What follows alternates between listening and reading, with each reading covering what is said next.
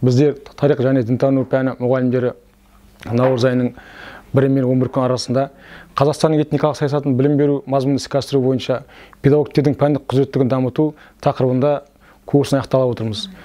Бұл курста біздер білім беру үдерісіне қатысты нормативтік құжаттармен танысып, талқылап, ой бөлістік.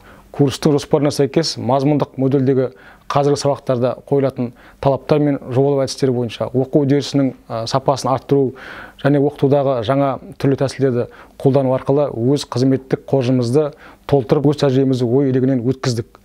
Сонымен қатар мұғалімдеріміздің цифрлық сауаттылығын арттырып, түрлі платформалар түрлерін меңгердік. Кеше өткізілген Ақтөбе қалалық 31-ші жалпы білім беретін орта мектебінің ұйымдастырған семинарына қатысып, мұғалімдермен тәжірибе алмасып, жаңа бағыттарды көрдік және бір басқа жағынан таныдық.